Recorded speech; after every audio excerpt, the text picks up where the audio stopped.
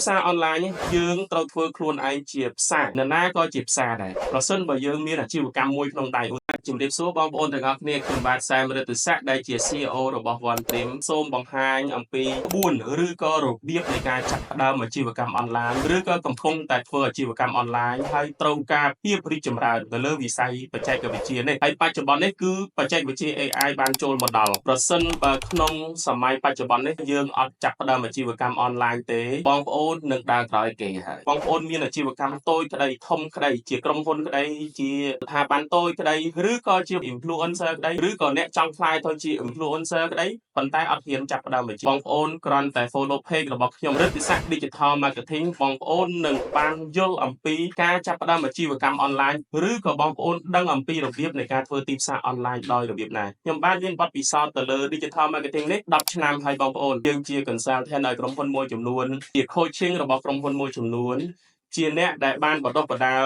សិក្ខាកាមជាច្រើនយើងក៏មានបុគ្គលិកជាច្រើនដែលខ្ញុំបានបណ្ដុះបណ្ដាលដោយផ្ទាល់ហើយបច្ចុប្បន្ននេះពួកគាត់បានចេញទៅរកស៊ីវិស័យអនឡាញច្រើនដែរអញ្ចឹងបងប្អូនការចាប់ផ្ដើមអាជីវកម្មអនឡាញគឺទាមទារឲ្យយើងជាបុគ្គលដែលហ៊ានប្រឈមមុខហ៊ានធ្វើហ៊ានដោះស្រាយអ្នកធ្វើទីផ្សារអនឡាញទី1 product របស់យើងគឺគុណភាពល្អទី2គឺសេវាកម្មរបស់យើង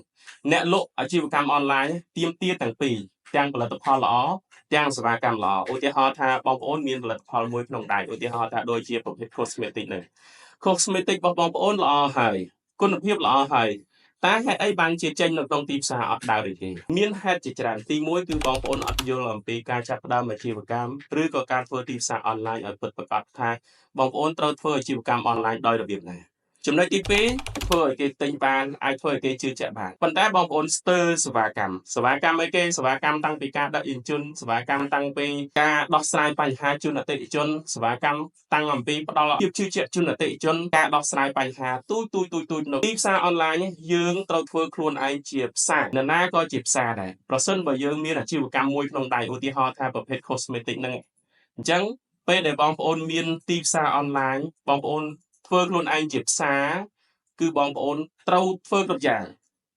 ចេះបច្ចេកទេសអនឡាញចេះធ្វើ content ចេះធ្វើមាតិកាចេះ boot ចេះរៀបចំ page ចេះធ្វើវីដេអូចេះថតរូបហ៊ានបង្ហាញជាសាធារណៈនៅលើបណ្ដាញសង្គមតែមិនមែនមានន័យថាបងប្អូនត្រូវទៅធ្វើរឿងណាមួយដែលធ្វើឲ្យ trending ក្នុងសង្គមធ្វើឲ្យផ្ទុះទេយើងដើរនៅក្នុងរូបភាពមួយដែលយើងគិតថាជារូបភាពដែលយើងចង់បញ្ជាក់ឲ្យអ្នកដទៃហ្នឹងយល់ថាការធ្វើទីផ្សារអនឡាញហ្នឹងយើងចាក់ផ្ដើមពីដំណាក់កាលណាទៅដំណាក់កាលណាហើយយើងចាក់ផ្ដើមធ្វើវាពិតប្រាកដយើងចេះធ្វើមាតិកាយើងចេះធ្វើទីផ្សារយើងចេះរៀបចំឲ្យត្រឹមត្រូវទី2សេវាកម្មល្អអញ្ចឹងអាជីវកម្មអនឡាញមាន2ចំណុចហ្នឹងបងប្អូនអាចចាប់ផ្ដើមបាននៅក្នុងវីដេអូនេះនៅក្នុង page នេះខ្ញុំនឹងបង្ហាញបងប្អូនបន្តពីវីដេអូមួយទៅវីដេអូមួយបងប្អូននឹងដឹងអំពីរបៀបនៃការធ្វើទីផ្សារអនឡាញឥឡូវនេះខ្ញុំមាន group Telegram បងប្អូនអាចចូល join group Telegram បងប្អូនអាចសាកសួរព័ត៌មានបន្ថែមអរគុណច្រើន